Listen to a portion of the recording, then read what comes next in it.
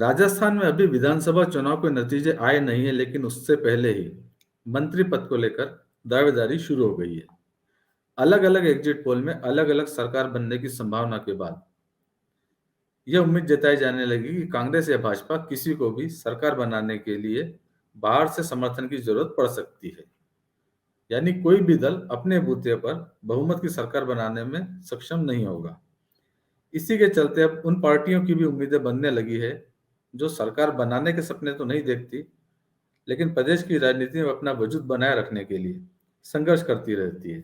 इन्हीं में से एक पार्टी है बसपा, यानी बहुजन समाज पार्टी। प्रदेश में जब भी राजनीतिक संकट होता है तो बसपा के एमएलए पार्टी छोड़कर सत्ता का दामन थाम लेते हैं। शायद इसीलिए इस बार पार्टी ने रिजल्ट के पहले ही कह दिया कि जो भी बसपा के को सरकार में शामिल करेगा, मंत्रिमंडल में जगह देगा, उसी का समर्थन करेंगे। यह बात कही है बसपा के प्रदेश अध्यक्ष भगवान सिंह बाबा ने। 3 दिसंबर को राजस्थान में विधानसभा चुनाव का रिजल्ट आना है और जैसा कि सर्वविदित है, बहुजन समाज पार्टी ने राजस्थान में बड़ी ही मजबूती के साथ विधानसभा का चुनाव लड़ा है और हमें भरोसा है कि राजस्थान में बीएसपी के कम से कम आधा दर्जन विधायक चुनाव जीत कर आएंगे। और जैसा कि आदरणीय बहन जी ने पहले भी कहा था कि हमने 2 बार जो है बिना शर्त कांग्रेस को समर्थन देने का काम किया है, चाहे वो 2008 हो या 2018 हो, दोनों बार बहुजन समाज पार्टी ने कांग्रेस को बिना शर्त समर्थन दिया, लेकिन दोनों बार कांग्रेस ने हमारे विधायकों को तोड़ने का, खरीदने का काम किया। अब की बार आदरणीय बहन जी का स्पष्ट मत है कि जो भी विधायक हमारे जीत कर आएंगे उनका समर्थन किसी भी दल को बिना शर्त नहीं दिया जाएगा।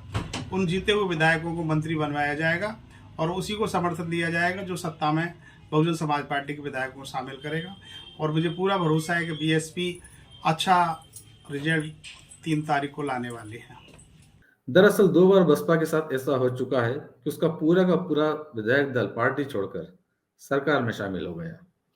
दोनों बार यह काम कर दिखाया मुख्यमंत्री अशोक गहलोत ने।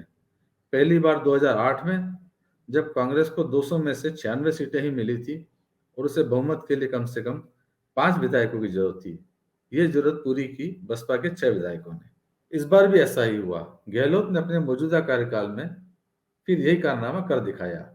2018 के चुनाव में कांग्रेस को 100 सीटें मिली थी और निर्दलीय विधायकों के बूते कांग्रेस सरकार आराम से चल रही थी, लेकिन जब सचिन पायलट के साथ कुछ कांग्रेस विधायकों ने बगावत कर दी और सरकार अल्पमत में दिखाई देने लगी, तो गहलोत ने एक बार फिर बसपा के सभी 6 विधायकों को कांग्रेस ज्वाइन करा दी। लगता है बसपा ने इसी से सबक लेकर फैसला लिया है कि कहीं कल उसके बाद विधायक खुद पार्टी छोड़कर चले जाएं, उससे पहले ही उन्हें मंत्री बनाने की व्यवस्था कर दें, ताकि पार्टी की इज्जत भी बची रहे। अब देखना यह है कि 3 दिसंबर को जनता का क्या फैसला आता है। हो सकता है सरकार बनाने के लिए किसी भी पार्टी को बाहर से समर्थन की जरूरत ही ना पड़े और बसपा के मंसूबे धरे के धरे रह जाएं।